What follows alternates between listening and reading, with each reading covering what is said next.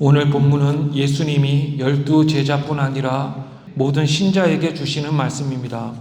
신자는 자기를 부인하고 자기 십자가를 지고 예수님을 따라야 합니다. 새 공간 복음에 모두 나오는 이 귀한 본문은 성경에서 가장 놀라운 구절 중 하나입니다. 예수님의 이 명령은 세상이 모방할 수 없는 너무너무 귀한 말씀입니다. 우리는 지난주에 예수님이 자신의 고난과 죽음을 예고하심을 보았습니다. 예수님이 죽으시면 그를 따르던 자들도 죽을 것이 틀림없었기 때문에 제자들은 두려워 떨고 있었습니다. 베드로는 예수님을 붙들고 항변했고 예수님은 베드로와 제자들을 책망하셨습니다. 예수님은 제자들이 하나님의 일이 아니라 사람의 일을 생각한다고 책망하셨습니다. 하나님의 일이란 메시아에 대한 구약의 예언을 말합니다. 예수님은 그 예언에 따라 죽으시고 살아나셔야 했습니다.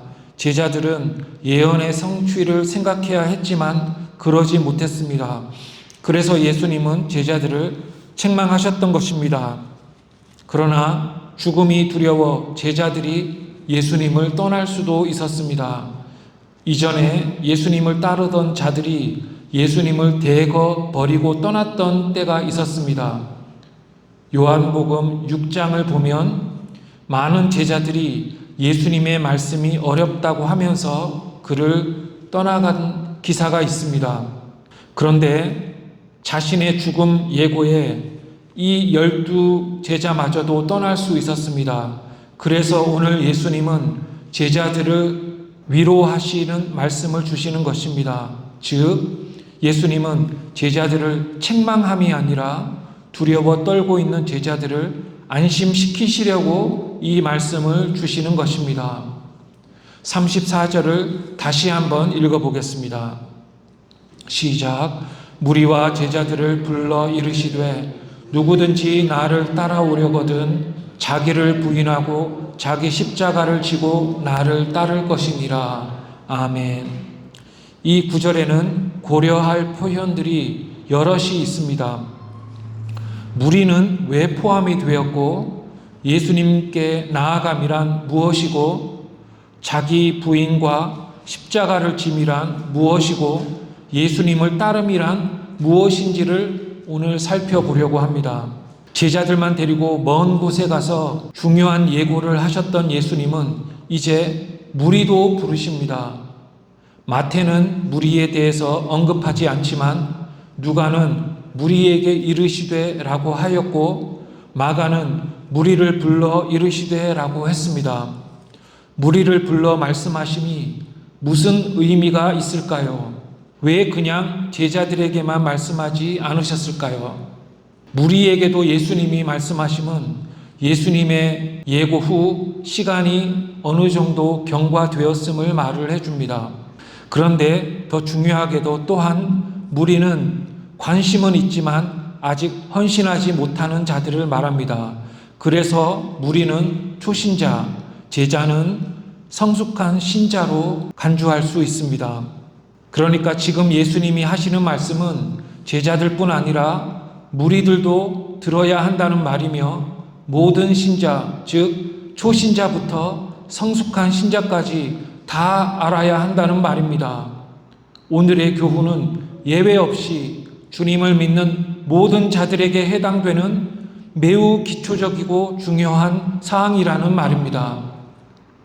예수님이 무리를 그에게로 부르십니다. 지금까지는 예수님이 계시면 무리가 예수님께 모여들었습니다. 복음서에서 처음으로 예수님이 무리를 불러내십니다. 이것은 지금 예수님이 하시려는 말씀이 모든 신자에게 해당되는 중요한 말씀이라는 것을 말을 해줍니다. 당시뿐 아니라 이후에 모든 신자에게 해당되는 말씀이라는 말입니다. 그런데 예수님은 누구든지 나를 따라오려거든 이라고 말씀하십니다.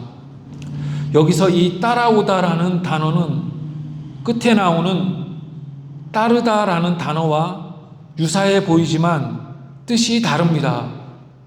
따라오다는 오다의 의미가 강조되는 반면에 따르다는 따라하다, 즉 모방하다라는 뜻을 가진다는 말입니다. 제가 보기에 예수님을 따라오다라는 것은 예수님과 함께 있기 위해 그에게 나아간다는 것입니다. 오다는 수고하고 무거운 짐진 자들아 다 내게로 오라고 하셨을 때 그 오다입니다. 예수님과 함께 있는 자는 신자이며 하나님의 자녀입니다. 즉 신자라면, 즉 하나님의 자녀라면 자기를 부인하고 자기 십자가를 지고 가야 한다는 말입니다.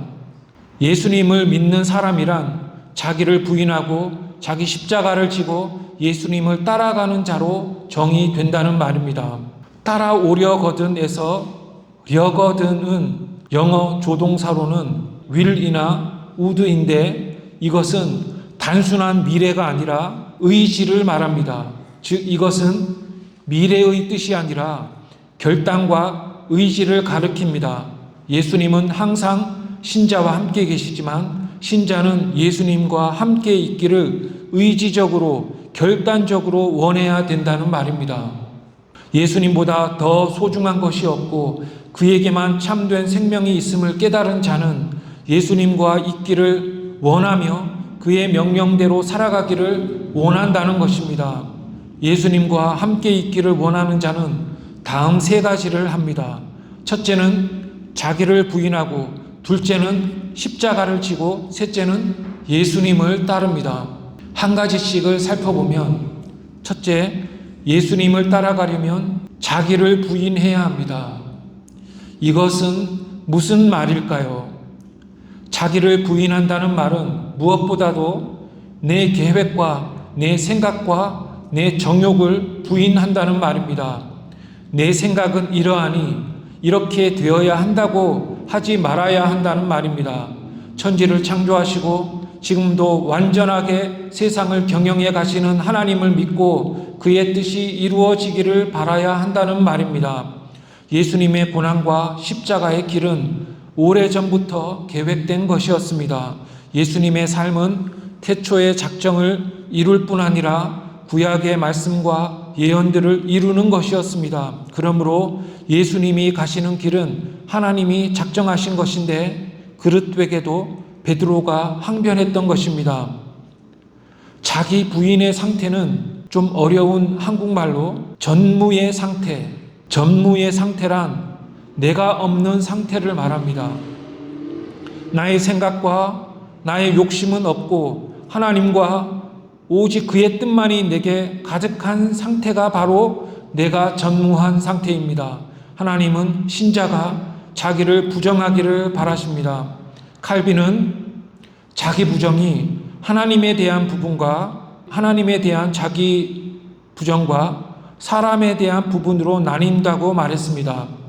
사람에 대한 자기 부정이란 이웃을 나보다 낮게 여기고 이웃을 나보다 더 사랑하고 섬기는 것을 말합니다. 남편은 아내를, 아내는 남편을 더 낮게 여기고 섬기면 가정이 행복한 것입니다. 사람에 대해 우리는 자기를 부정해야 합니다. 이기적이고 고집불통이고 서로 섬기지 못하면 안 됩니다.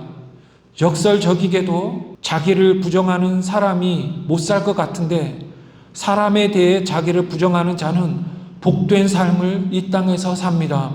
신자는 하나님이 만드신 사람을 섬기고 돕고 돌보아야 합니다. 이것이 바로 사람에 대해 자기를 부정하는 것입니다. 그러나 오늘 본문은 사람이 아니라 하나님에 대한 자기 부정을 주로 가리킵니다. 즉 오늘 본문에 나오는 자기 부정은 신자가 하나님이 말씀하시고 약속하신 것이 이루어지기보다는 자기 생각과 자기 욕심이 이루어지기를 원하는 것을 금하시는 말씀입니다. 즉 신자는 자기 욕심, 자기 생각, 자기 논리를 부정하고 하나님의 뜻이 이루어지기를 바라야 한다는 것입니다. 창세기 1장에 따르면 하나님이 천지와 만물과 인간을 창조하십니다. 만드신 분이 소유주의고 사용할 권리를 가지십니다.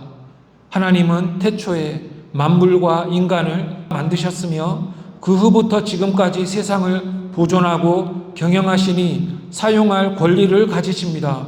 그러므로 인간은 하나님께 속합니다. 인간의 소유주, 인간의 주인은 하나님이십니다. 타락이란 인간이 주인 되신 하나님을 버리고 떠난 것이며 하나님이 아니라 자기가 주인 되고자 하는 것이 바로 타락입니다. 하나님을 떠남이란 하나님과 그의 창조 세계를 부정하고 그의 계명을 부정하는 것입니다. 그러므로 하나님에 대한 자기의 부정은 하나님께 돌아오는 것입니다.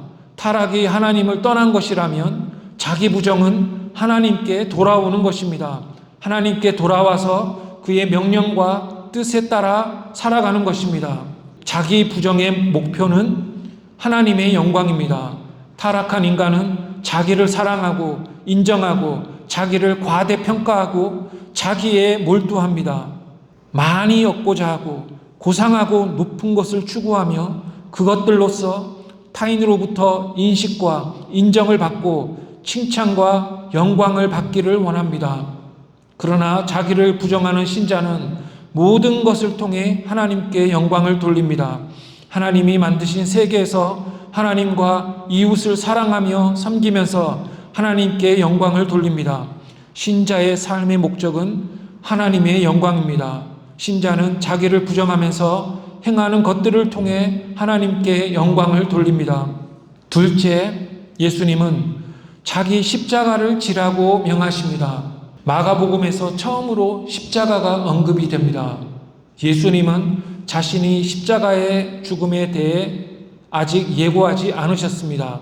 그러나 잘 알려진 십자가를 사용해서 지금 무엇인가를 가르치고자 하십니다. 그렇다면 십자가는 무엇을 의미할까요? 당시 사람들은 십자가에 대해 아주 잘 알고 있었습니다. 당시의 십자가는 극악무도한 죄수를 처벌하는 인류 역사상 가장 잔인한 형벌이었습니다.